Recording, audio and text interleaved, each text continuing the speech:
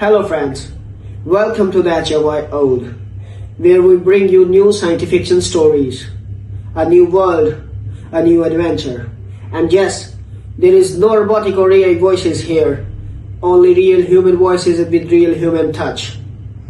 So let's start this journey, and please subscribe my channel if you like the stories and press the bell icon for the latest updates. Let's have a story. Okay. The galaxy had learned long ago that war was a mathematics problem. Probability matrices, risk assessments, projected casualties within acceptable deviation ranges. The Kethrin Directorate had solved this equation 300 times across 2 centuries of expansion, and they had never been wrong. Until the humans walked into the trap smiling. Strategy Archon Vesrain stood before the holographic display with the calm satisfaction of a mathematician watching numbers align. The trap was beautiful, elegant, inevitable. The Kethrin Warfleet hung in formation around the neutron star like a constellation designed by committee. Perfectly spaced, overlapping fields of fire, redundant sensor coverage. 42 warships arranged in a Crespin formation. The same configuration that had crushed the Yoveric Rebellion. The same that had broken the Silence of Tarn. The same that had ended 17 conflicts before the first shot was fired simply by existing. The humans would jump into the system in 4 hours. The humans would see the formation. The humans would calculate the odds. The humans would surrender. This was how war worked when you removed the emotional variables. Veserain's crest feathers rippled in what another species might have called satisfaction. His species had evolved from apex predators on a world where hunting meant patience and precision. The Kethrin didn't rush. They arranged, they positioned. They let probability do the killing.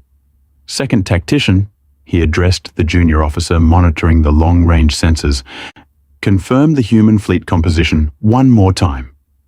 The younger Kethrin's feathers were still bright with youth, not yet dulled by centuries of service. 17 vessels, strategy Archon, 12 military pattern, 5 support craft. Total displacement approximately 400,000 metric tons. Energy signatures consistent with human fusion torch drives. No deviation from projected course. And their probable response when they emerge from jump? The second tactician didn't hesitate. Every officer in the Directorate had run the same simulations. Upon detecting our formation, the human commander will face a decision matrix with only 2 viable outcomes: immediate retreat or negotiated surrender. Combat initiation carries a 97.4% casualty projection for their fleet. No rational commander would engage. Vesrain's inner eyelid flickered. Rational.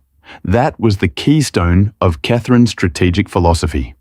Remove emotion, remove unpredictability, remove the chaos that lesser species called courage or honor, or whatever theatrical nonsense they used to justify throwing lives away.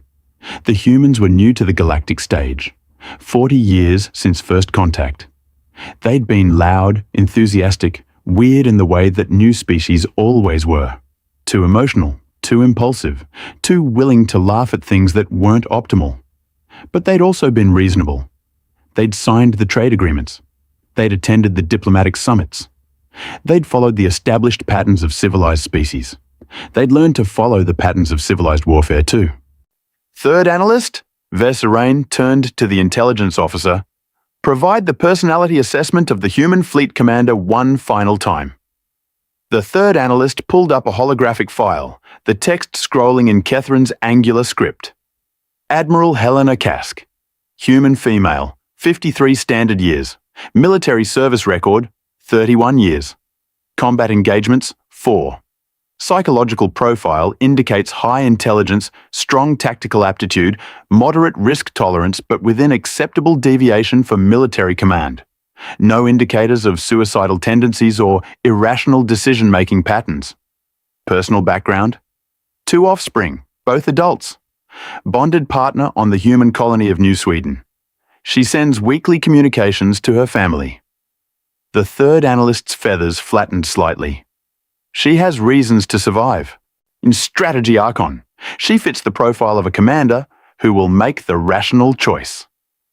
Vess Rain felt the last piece of the equation click into place. Helena Kask was a mother.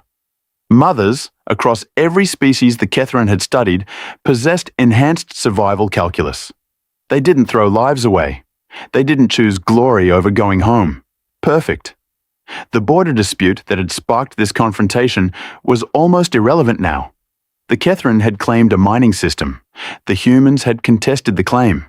Normally this would have been resolved through arbitration, but the Directorate had decided to make a statement. A demonstration. Show these newcomers how the galaxy really worked. You didn't fight wars with the Kethrin. You looked at the mathematics and surrendered. All ships report ready status, the second tactician announced. Do weapon systems armed but safety locked per engagement protocols. Communication arrays prepared to broadcast surrender terms in human standard language formats.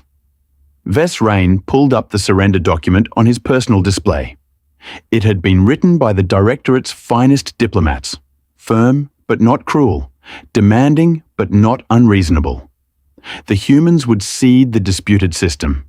They would pay reparations for the cost of deploying the fleet. They would acknowledge Kethrin primacy in this region of space, and in exchange, they would get to go home. Rational, clean, civilized. Strategy Archon, the second tactician's voice, carried a note of uncertainty that made Vess Rain's crest rise. The human fleet is emerging from jump. The holographic display updated. 17 human ships materializing in a standard defensive formation, and exactly where the jump calculations had predicted they would appear. The Kethrin formation surrounded them in a perfect sphere.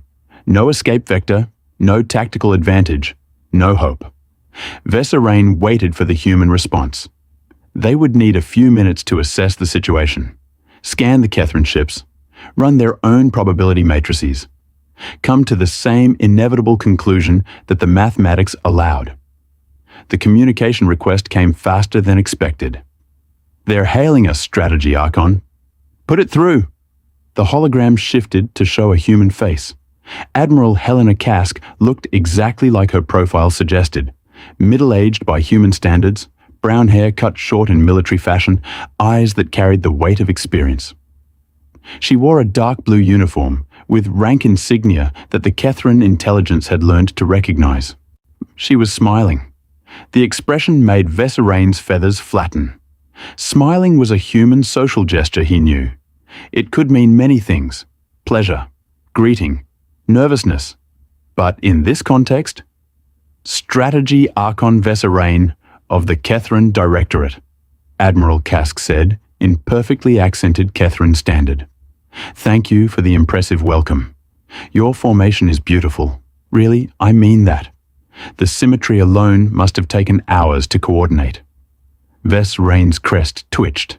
Was she mocking them? The translation matrix didn't indicate sarcasm. Admiral Kask, he replied, keeping his voice level. You are surrounded by a superior force. Your tactical situation is... Hopeless, yes, she interrupted. We ran the numbers during the jump. 97.4% casualties if we engage. You're using a Crespin formation, right? We studied that in our war college. Brilliant defensive structure. Practically unbreakable. She was still smiling. Then you understand, Vess Rain said carefully, that continued hostility would be irrational. Oh, completely irrational, Admiral Kask agreed. The math is very clear. We'd lose almost our entire fleet in the first exchange. Vess Rain felt a small satisfaction. She understood. Good. I am prepared to transmit surrender terms that I believe you will find. We're not surrendering. The words hung in the vacuum between ships like a glitch in reality. You stated that you understood the mathematics, Vess Rain said slowly. I do. 97.4% casualties.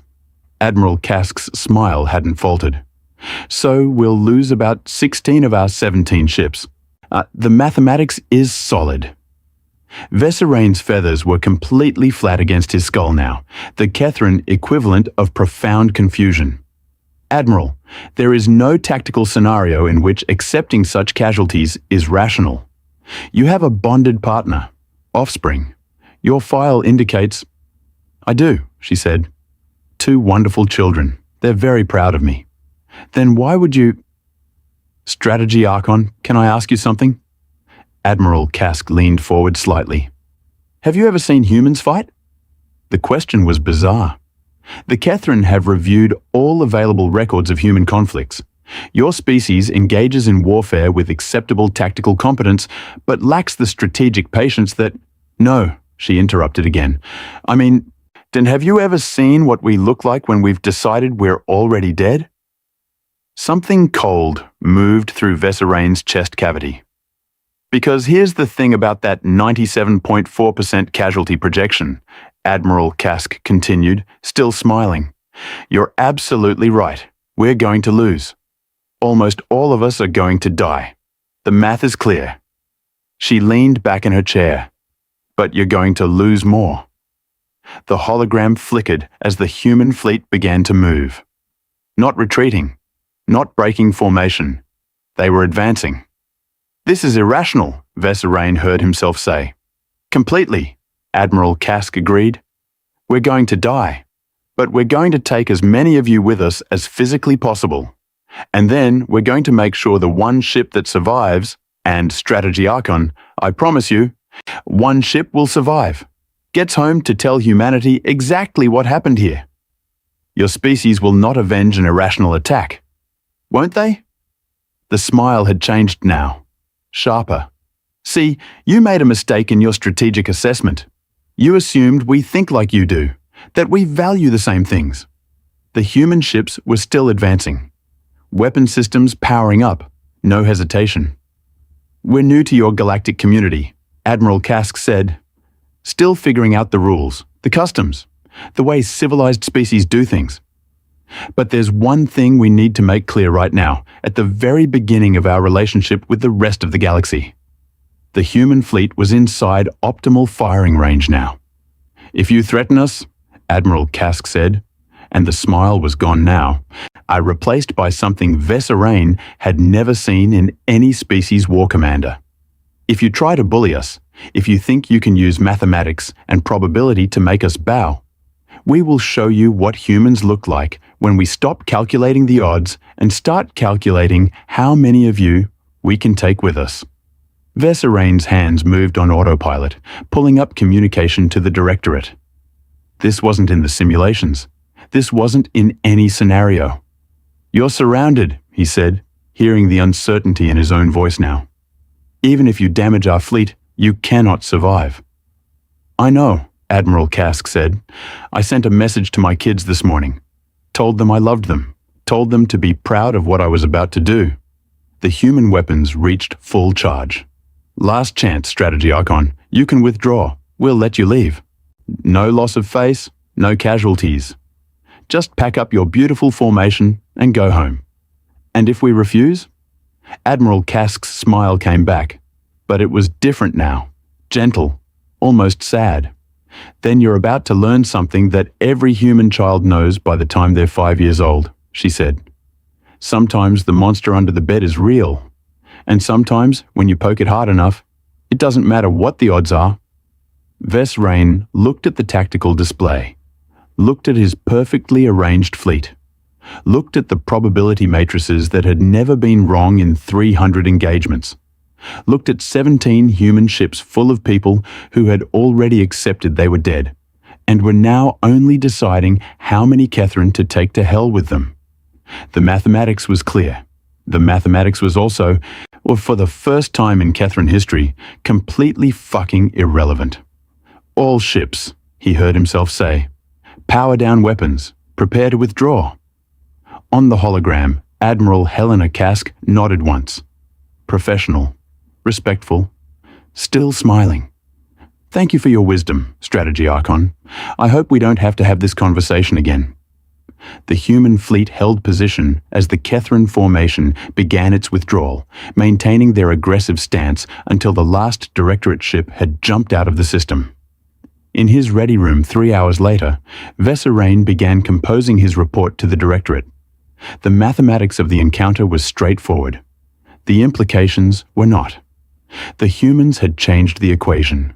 They'd added a variable that no Kethran strategic model had ever accounted for: the willingness to die badly just to prove a point. And standing in his quiet office with the distant stars visible through the viewport, Veserain felt something his species rarely experienced: fear of what they'd just avoided, and respect for the species insane enough to smile while walking into their own funeral.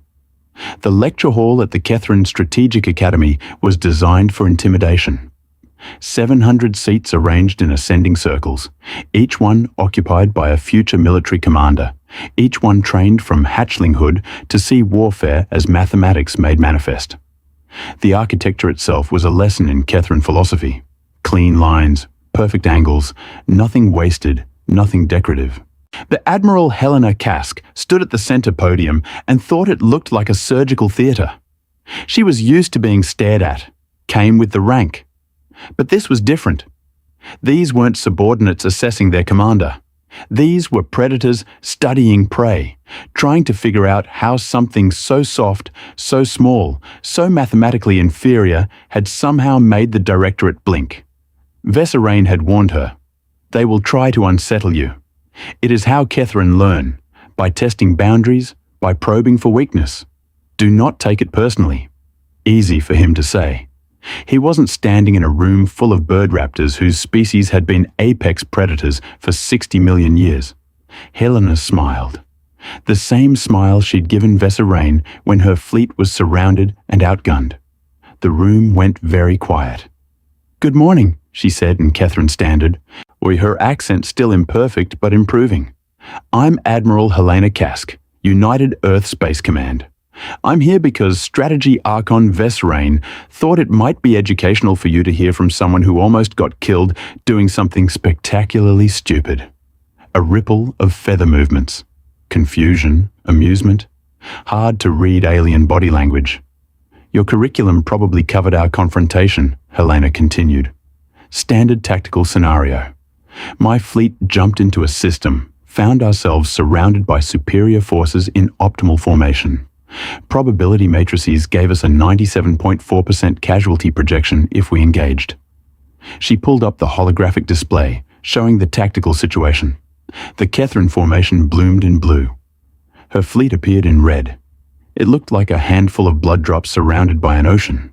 "Well, what I want to talk about today is not what I did," Helena said, "but why your strategy didn't work. Because understanding that might save your lives someday." One of the students raised a talon. Helena nodded. "Admiral, our strategy did work. You would have been destroyed if you had engaged." "The mathematics was perfect," Helena interrupted. "Absolutely perfect. Your formation was beautiful. The probability matrices were accurate.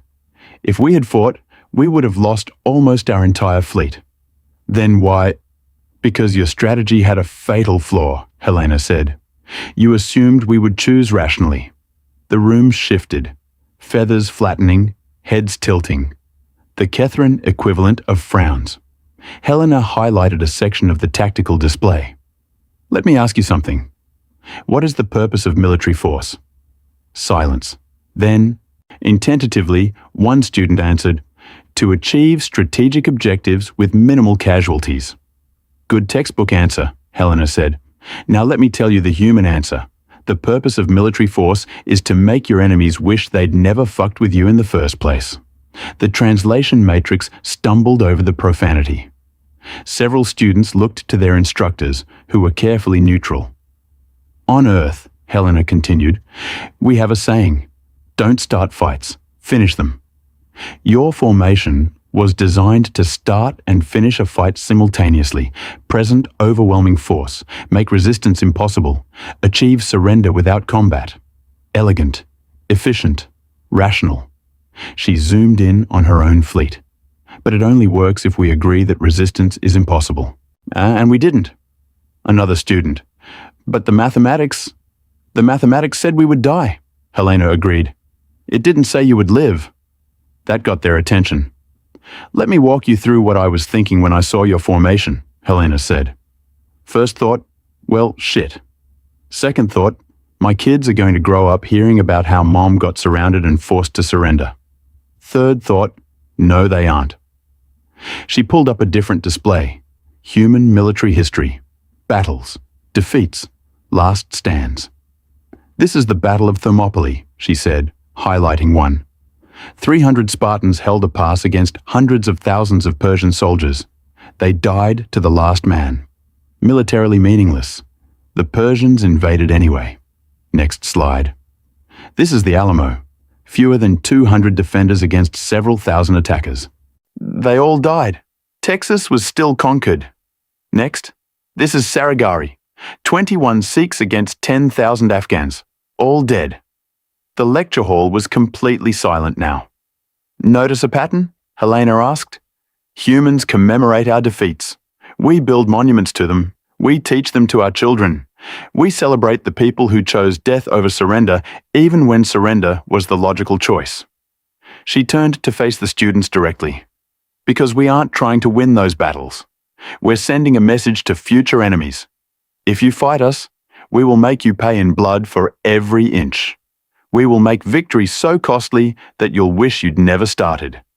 We will die, yes, but we will make absolutely certain you remember the price. One of the instructors spoke up, an older Catherine with feathers gone silver with age. This is inefficient. The strategic value of symbolic resistance is 0, Helena finished. In the immediate tactical sense, you're absolutely right. 300 Spartans didn't stop the Persian invasion. But they did something more important. They established a precedent. They told every Persian soldier that fighting Greeks meant dying hard.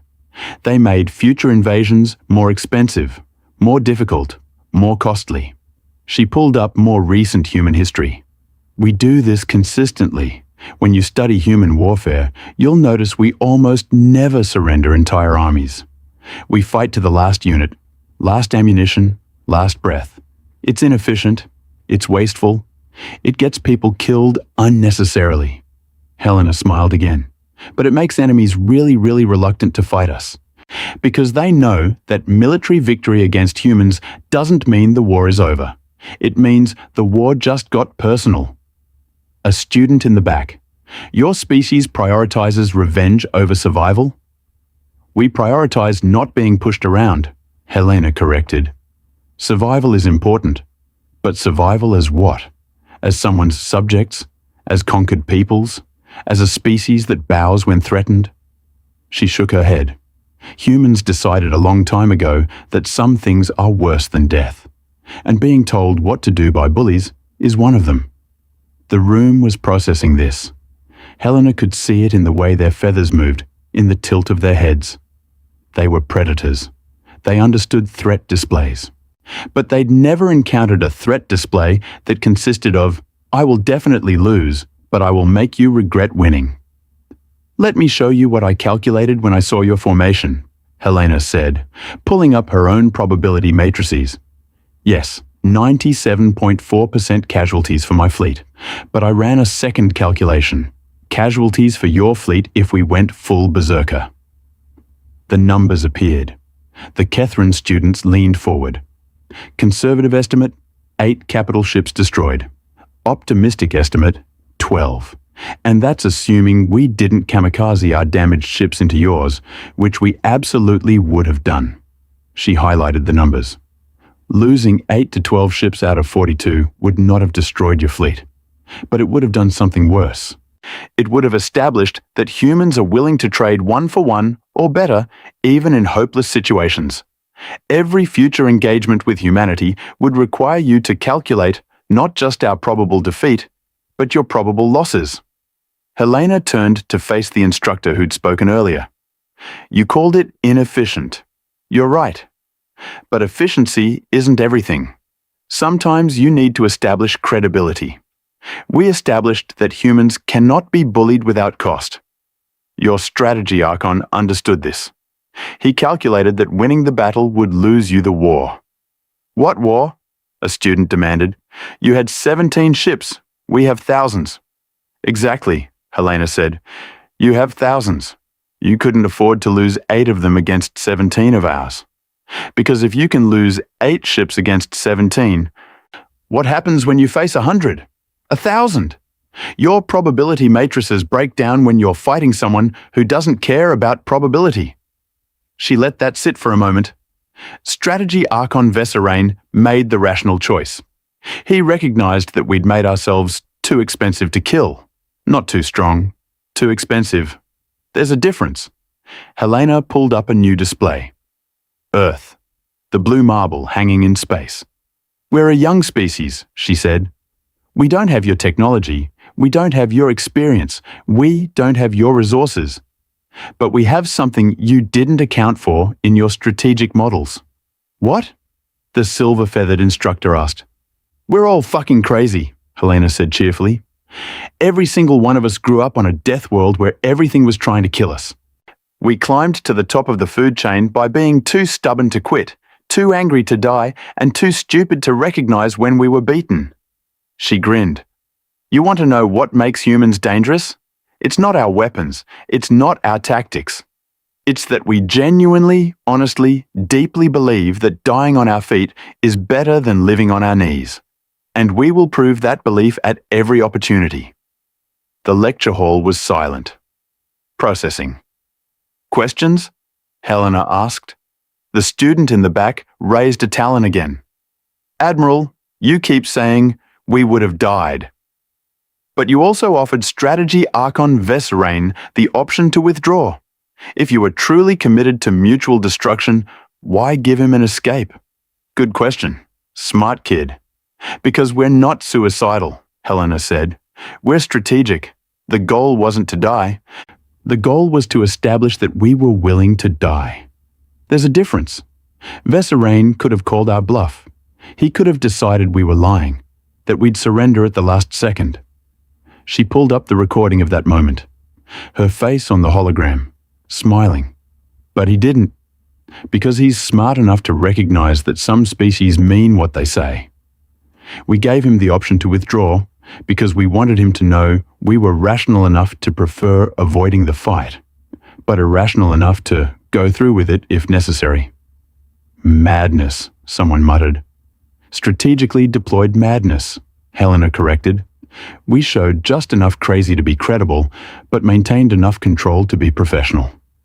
That's the balance. You have to be scary enough that they believe you'll do it, but controlled enough that they believe you can stop if they back down. She looked around the room. Your species fights wars with mathematics. Ours fights with psychology. We make you afraid of what we'll do to ourselves if you push us. We make victory look like defeat because we'll burn everything down rather than submit.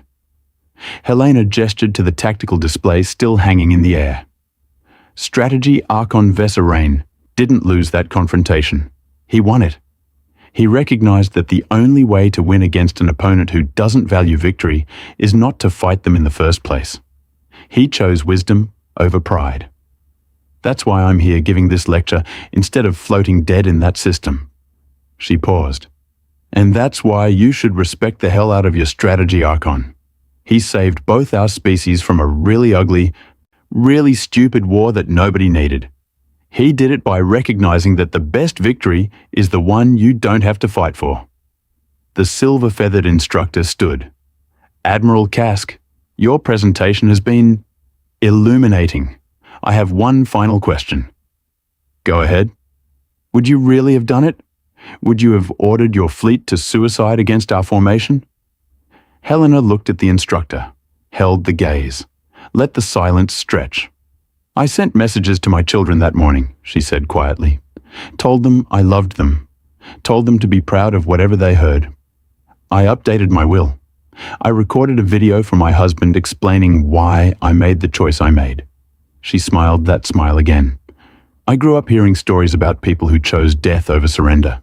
Spartans, Texans, Marines at Chosin Reservoir, and firefighters running into burning towers.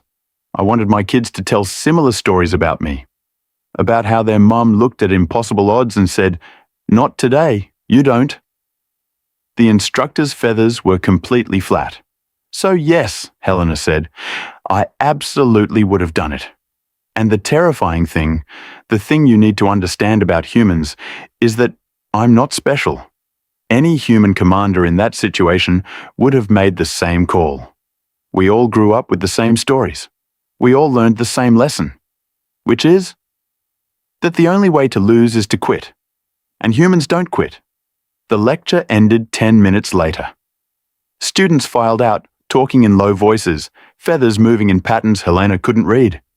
Veserain met her outside the hall. "You called us bullies," he said mildly. You were being bullies," Helena replied just as mildly. Beautiful, elegant, mathematically precise bullies, but bullies nonetheless. "And now?" "Now we're friends," Helena said, "because you were smart enough to recognize when the bully act wasn't working. That takes wisdom." Veserain's crest rose slightly. Amusement, she'd learned. "You terrified 300 future military commanders in there." "Good," Helena said. "Better they learn now that humans are crazy than find out during a real confrontation. How many of them do you think will actually remember the lesson?" "All of them," Veserain said.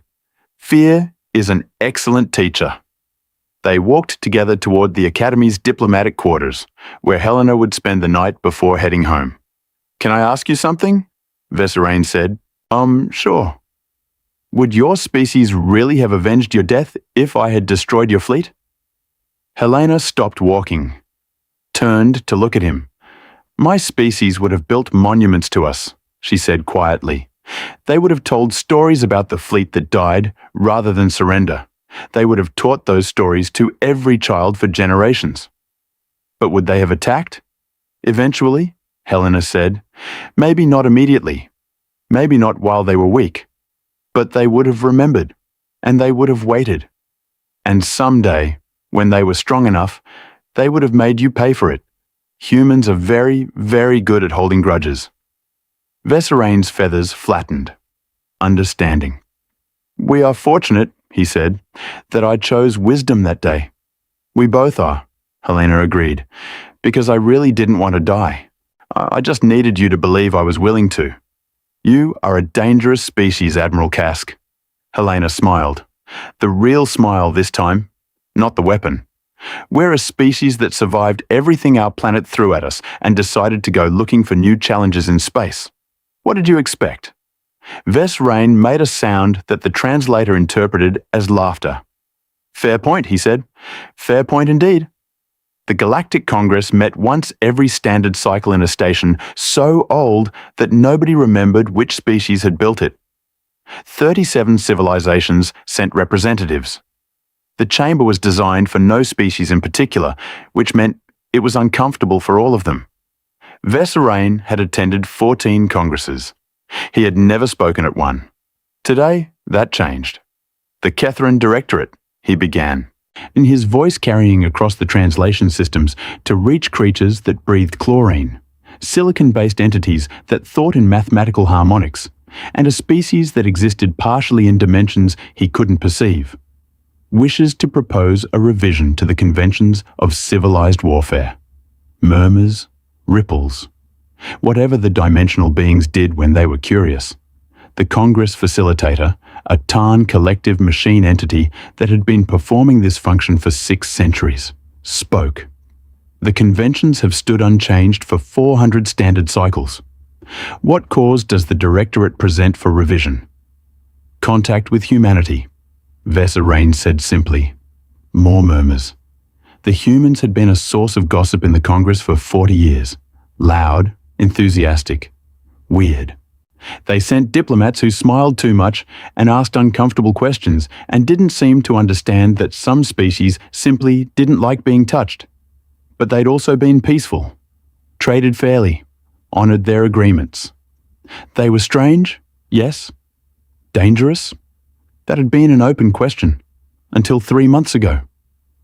The Directorate encountered human military forces in a disputed system, Veserain continued.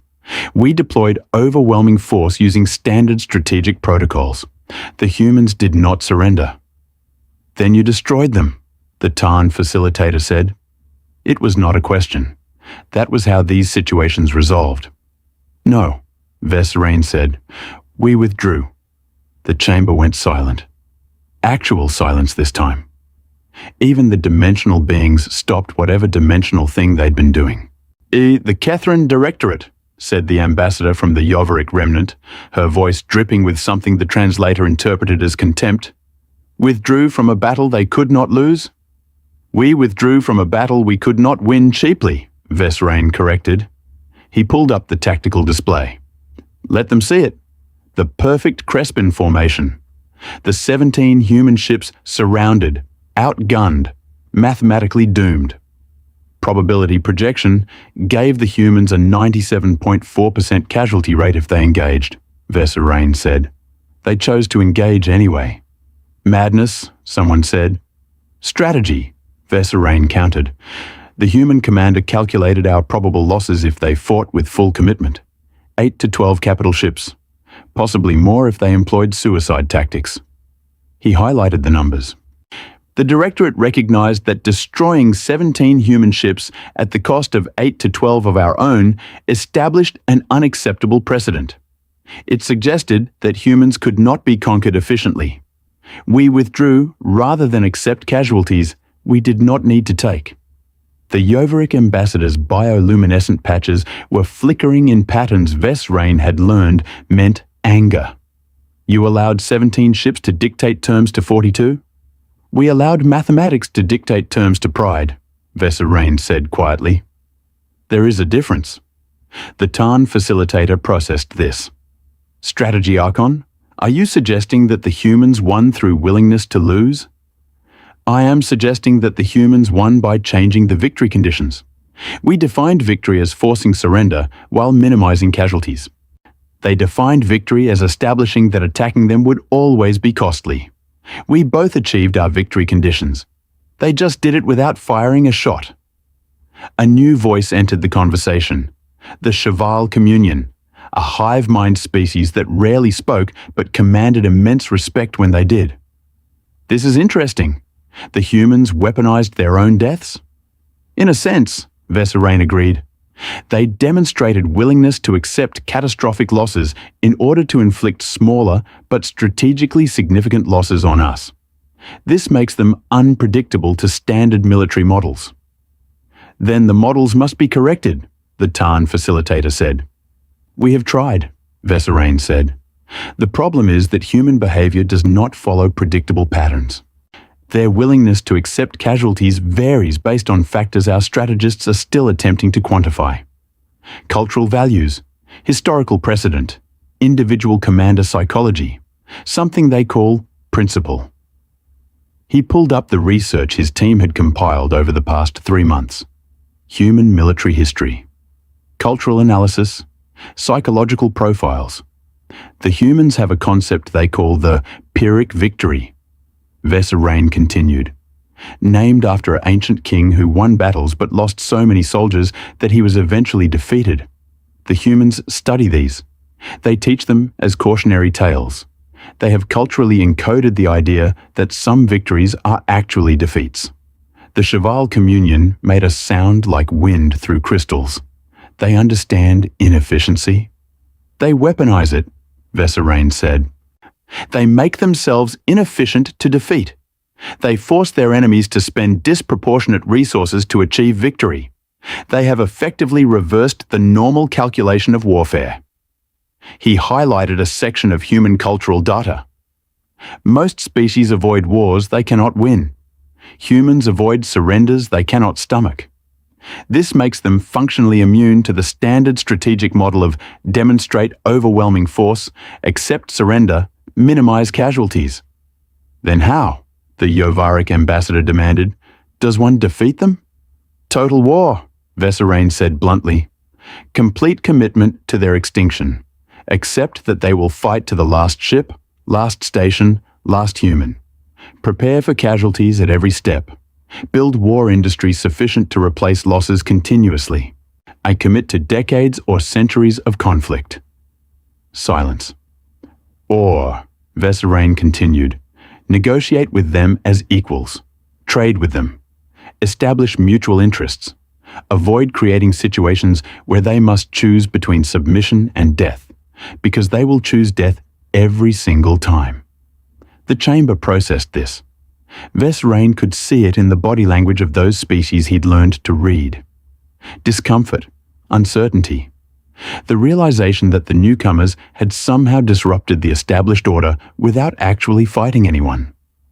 The Tarn facilitator spoke. You propose revision to the conventions. What specific changes? Addition of Section 12, Subsection 7, Vesserain said. Protocols for engagement with species demonstrating non-standard cost tolerance profiles. Is specifically, if probability projections suggest an opponent will accept casualties exceeding 90% in order to inflict casualties exceeding 10% on superior forces, engagement should be reconsidered unless strategic objectives justify proportional losses. You want to codify retreat as acceptable? The Yovaric ambassador was glowing bright red now. I want to codify wisdom as preferable to pride, Vesserain replied. The conventions currently suggest that overwhelming force should lead to surrender. The humans have demonstrated that overwhelming force can lead to mutually catastrophic engagement if the weaker party has sufficient commitment. This needs to be acknowledged. The Cheval Communion spoke again. We understand the logic, but we question the precedent. If species can avoid conquest simply by demonstrating willingness to die expensively, does this not encourage inefficient warfare? No, Vesserain said. It encourages avoiding warfare with species who have made themselves too expensive to conquer. The humans have not demanded anything of the Congress. They have not threatened anyone. They have simply established their boundaries and made clear that crossing those boundaries carries costs. He pulled up the final piece of his presentation, a simple graph showing projected casualties for various levels of conflict with humanity. Limited engagement, acceptable casualties on both sides. Total war, our victory but at catastrophic cost. Avoidance, 0 casualties. The mathematics favors avoidance. And if they expand? Someone asked. If they claim systems we want? Then we negotiate, Vesserain said. We trade. We establish shared interests. We do what civilized species have always done with each other. Find ways to coexist without fighting. The difference being, the Tarn facilitator observed, that previously we negotiated from positions of strength. You propose we negotiate with humans as equals despite their numerical and technological inferiority. I propose we negotiate with humans as equals because attempting to negotiate from strength failed, Vesserain said bluntly. We tried to dictate terms. They refused. We demonstrated overwhelming force. They advanced anyway. We calculated the cost of winning. We chose not to pay it. He looked around the chamber. The humans are not stronger than us. They are not more advanced. They do not have larger fleets or better weapons. But they have something we did not account for. They have decided that some things matter more than survival. And until we understand what those things are and how to avoid threatening them, we cannot safely predict their behavior. The session lasted another hour. Questions, objections, debate. In the end, the revision passed. Not because everyone agreed with Vesserain's logic, but because everyone recognized that the Kithrin Directorate, famous for never retreating, never backing down, never accepting anything less than total victory, had withdrawn from a battle they could have won. If the Kithrin were afraid of the humans, maybe everyone else should be too. 3 weeks later, Helena Kask received an invitation to address the Galactic Congress. A courtesy, the message said, or an opportunity for humans to clarify their strategic intentions. She showed the invitation to her second-in-command, Captain Torres. They want to know if we're crazy or just pretending to be crazy, Torres observed. Probably, Helena agreed. So, what are you going to tell them? Helena thought about it. Thought about Thermopylae and the Alamo and Saragari. Thought about Vesserain's understanding face when she'd explained about dying on your feet. Thought about her kids and her husband and the fleet that had been willing to die alongside her, just to prove a point. I'm going to tell them the truth, she said. Which is? That we're definitely crazy, Helena said. But we're the kind of crazy that makes good neighbors as long as you don't try to rob our house. Torres grinned. And think they'll understand that? Veserain did, Helena said. The rest of them will figure it out eventually. She composed her acceptance message to the Congress, keeping it brief and professional. Yes, she would be honored to address them. Yes, she would clarify human strategic doctrine. Yes, she understood the historical significance of being the first human to formally address the assembled civilizations. And then, because she was still Helena Kask and still unable to resist, she added a final line. P.S. I promise not to smile too much. I know it makes people nervous. The response came back from Veserain himself. Please do smile, Admiral. It is important they understand what they are dealing with. Helena laughed. Torres raised an eyebrow. Inside joke, Helena explained. 2 months later, and she stood before the Galactic Congress in the ancient chamber and delivered the shortest address in its history. Humanity wants 3 things. First, to be left alone unless we invite you over. Second, to trade fairly and honestly with anyone willing to do the same. Third, to make very, very certain that anyone who tries to push us around understands that we bite back hard enough to make them regret it forever. She paused.